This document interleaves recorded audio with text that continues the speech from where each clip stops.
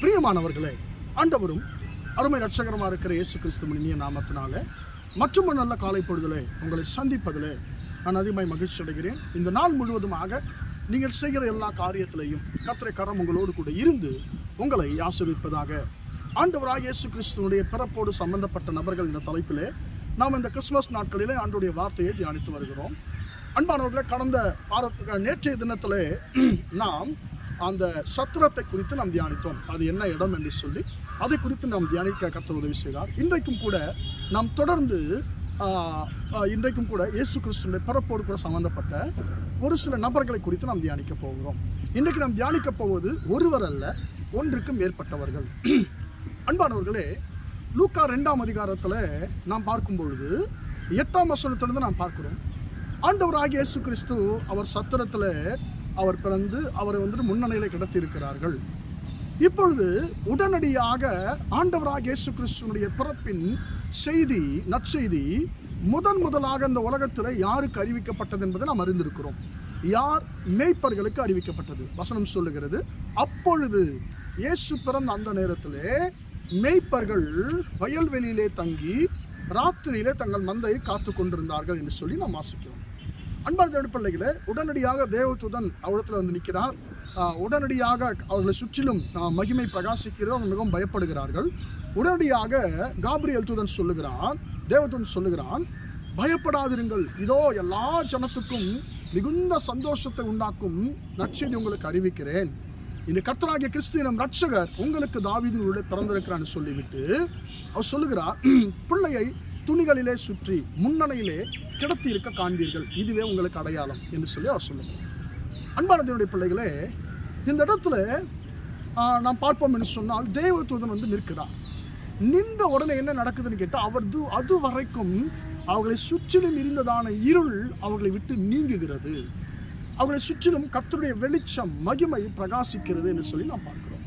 அன்பான தேவனுடைய பிள்ளைகளே, இயேசு பிறந்த பொழுது என்ன நடந்தது என்று சொன்னால், அன்பானவர்களை, ஜனங்களை சுற்றிலும் இருந்ததான இருள் நீங்கி போகிறதை, இது உலகத்தினுடைய ஒட்டுமொத்த இருளும் நீங்கி போகிறதற்கு அடையாளமாக இது காணப்படுகிறது. அன்பான தேவனுடைய பிள்ளைகளே, மேய்ப்பர்களை சுற்றிலும் இருக்கிறதான இருள் நீங்குகிறது. ஏன் இயேசுடைய பிறப்பு மேய்ப்பர்களுக்கு முதலாவதாக அறிவிக்கப்படுகிறது? இதில் பலவிதமான ரகசியங்கள் இருக்கிறது. அன்பான தேவனுடைய பிள்ளைகளே, அந்த தேவதூதனுடைய வார்த்தையை பாருங்க, ஸ்டேட்மெண்ட்டை பாருங்க. நீங்க பயப்படாதீங்க, இனி நீங்க பயப்பட தேவையில்லை. ஏனென்று சொன்னால், இன்று கர்த்தராகிய கிறிஸ்து எனும் ரட்சகர் உங்களுக்கு தாவீதின் ஊரிலே பிறந்திருக்கிறார். உங்களுக்கு தாவீதின் ஊரில் பிறந்திருக்கிறார், வேற எங்குமே கிடையாது. இந்த ஊரில் நீங்க இருக்கக்கூடியதான இந்த இடத்துல ஆண்டவர் உங்களுடைய ரட்சகர் பிறந்திருக்கிறார் என்று சொல்லி அந்த தேவதூதன் சொல்லிவிட்டு மறைந்து போகிறார். அன்பான தேவனுடைய பிள்ளைகளே, அது மட்டுமல்ல, ஒரு அடையாளத்தையும் சொல்லுகிறார். என்ன சொல்லுகிறார்? பிள்ளையை துணிகளிலே சுற்றி முன்னணையிலே கிடத்தி இருக்க காண்பீர்கள், இதுவே உங்களுக்கு அடையாளம் என்று சொல்லி சொல்லுகிறார். அன்பான தேவனுடைய பிள்ளைகளை, எல்லா ஜனத்துக்கும் மிகுந்த சந்தோஷத்தை உண்டாக்கும் நற்செய்தியை உங்களுக்கு அறிவிக்கிறேன். அது என்ன அர்த்தம்? மற்றவர்களுக்கு சந்தோஷத்தை உண்டாக்கக்கூடிய நற்செய்தி யாரிடத்தில் இருக்கிறது? மேய்ப்பர்களிடத்தில் இருக்கிறது. இப்போ அவர்கள் அதை பெற்றுக்கொள்ளுகிறார்கள். அதை அவர்கள் போய் மற்றவர்களுக்கு சொல்ல வேண்டும். அவர்கள் மற்றவர்களுக்கு சொன்னால்தான் மற்றவர்களுக்கு மிகுந்த சந்தோஷம் உண்டாகும். அன்பான தேவனுடைய பிள்ளைகளே, அதே போல இந்த மேய்ப்பர்கள் இன்றைக்கு விசுவாசிகளாகிய கர்த்தருடைய பிள்ளைகளாகிய உங்களுக்கும் எனக்கும் அடையாளமாய் காணப்படுகிறார்கள். தேவதூதர் சொல்லுகிறார், எல்லா ஜனத்துக்கும் மிகுந்த சந்தோஷத்தை உண்டாக்கும் நற்செய்தியை நான் உங்களுக்கு அறிவிக்கிறேன். இன்று கர்த்தராகிய கிறிஸ்து எனும் ரட்சகர் உங்களுக்காக பிறந்திருக்கிறார் என்று சொல்லி சொல்லுகிறார். அன்பான தேவனுடைய பிள்ளைகளே, ஆண்டவராகிய இயேசு கிறிஸ்து பிறந்தார் என்பது நற்செய்தி.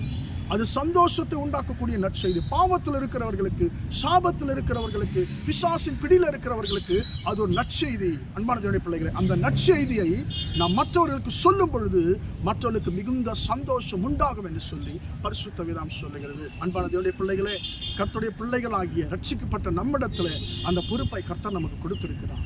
நாம் இயேசுவின் பிறப்பை சொல்லும் பொழுது இந்த உலகத்துக்கு ஒரு மிகுந்த சந்தோஷம் உண்டாயிருக்கும். அன்பான தேவனுடைய பிள்ளைகளே, நாம் எப்படியா இருக்கிறோம்?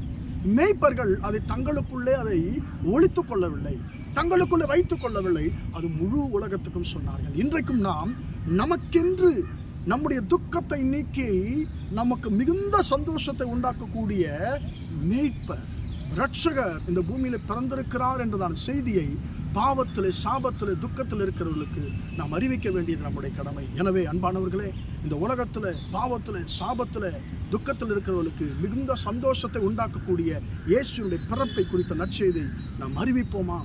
அன்பானவர்களே, அந்த இரண்டாவது காரியம், அந்த துணிகளை குறித்ததான காரியத்தை குறித்து நாம் நாளைக்கு தியானிக்கலாம். ஜெபிப்போம். இரக்கமுள்ள தகப்பனே, நன்றியோடு துதிக்கிறோம், ஸ்தோத்திரிக்கிறோம். இம்மட்டுமாக ஆண்டவரே, இந்த வார்த்தைகளை ஆண்டவரே கேட்ட பிள்ளைகளை ஆண்டவரே நீர் ஆசீர்வதியும் ஐயா. ஆண்டவர், மேய்ப்பர்களிடத்தில் ஆண்டவரே ஒரு பொறுப்பு கொடுக்கப்படுகிறது. ஐயோ, எல்லா ஜனத்துக்கும் மிகுந்த சந்தோஷத்தை உண்டாக்கும் நற்செய்தியை உங்களுக்கு அறிவிக்கிறேன். இன்று கர்த்தராகிய கிறிஸ்து நம் இரட்சகர் உங்களுக்கு பிறந்திருக்கிறார் என்று சொல்லி ஆண்டவரே அப்பா ஸ்தோத்திரம். தேவதூதர்களுக்கு ஆண்டவரே, தேவதூதர்கள் மேய்ப்பர்களை பார்த்து சொன்னாங்க. ஆண்டவரே, நாங்களும் இந்த உலகத்திலே பாவத்தில், சாபத்தில், துக்கத்தில் வாழ்ந்து கொண்டிருக்கிறவர்களுக்கு மிகுந்த சந்தோஷத்தை உண்டாக்கக்கூடிய நற்செய்தியான உங்களுடைய பிறப்பை நாங்கள் சொல்லக்கூடிய அந்த கிருபையை ஆண்டவரே எங்களுக்கு கொடுக்கப்பட்டதான அந்த பொறுப்பில் நாங்கள் உண்மையாயிருக்க உதவி செய்யும். ஆண்டவரை கேட்டுக்கொண்டிருக்க ஒவ்வொருவருக்கும் இந்த கிருபை கொடுத்து நடத்தும். இயேசுவின் நாமத்தில் ஒப்பு கொடுத்து ஜெபிக்கிறோம் ஜீவனுள்ள நல்ல பிதாவே. ஆமென், ஆமென். பிரியமானவர்களே, கர்த்தர் உங்களை ஆசீர்வதிப்பார். Praise the Lord, praise the Lord.